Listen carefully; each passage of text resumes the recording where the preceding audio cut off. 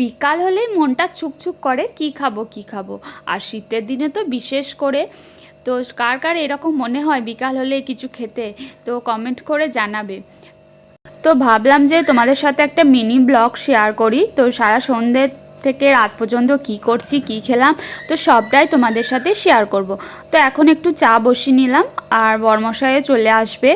আর এই যে চা করছি, আর ও হাত পাচ্ছে দুধটা খাবে বলে, তো ওকে একটু হাতে দিয়ে দিলাম। আর চাটা হতে হতে আমি অন্যদিকে রাতের খাবারটাও বানিয়ে নেব। আজকে ভাবছি বেগুন ভাজা করব, আর আলু ফুলকপি ভাজবো, আর লুচি করব ভাবছি। তো এদিকে চাটা ফুটে গেছে আর দুধটা দিয়ে দিলাম। আর করব পালং শাক দিয়ে মুসুর ডাল দিয়ে পাকোড়া।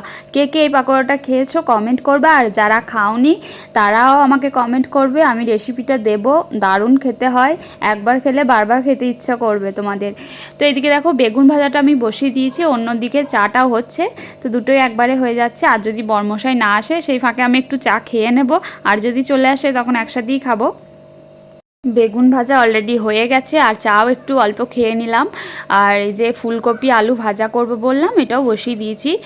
তো দেখছি ও আস্তে আস্তে আমার রান্নাটা হয়ে যাবে, ও আসবে তারপর লুচিটা খাবো, তার আগে করব, এখন করব না। তো এই যে পাকোড়াটাও ভেজে নিচ্ছি, ফোন করেছিল চলে আসে, ওই জন্য আমি তাড়াতাড়ি এটা বসিয়ে দিলাম। আর এটা গরম গরম চায়ের সাথে খেতে দারুণ লাগে।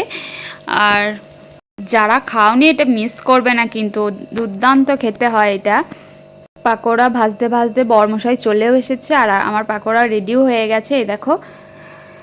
তো দেখছি তা করতে করতেই দেখছি বরমশাই আবার আজকে মোমো নিয়ে এসছে। মোমোটা প্রায় দিন নিয়ে আসে, আমার ভীষণ পছন্দ, ওই জন্য প্রায় দিনই নিয়ে আসে। আর শীতের দিন তো মোমো তো বলতেই হয় না, দুর্দান্ত লাগে।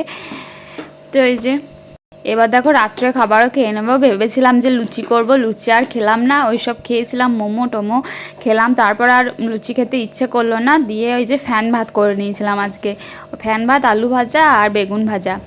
তো আজকের মতো ব্লগটা এইটুকুই, দেখা হচ্ছে নেক্সট ভিডিওতে। Tata, good night.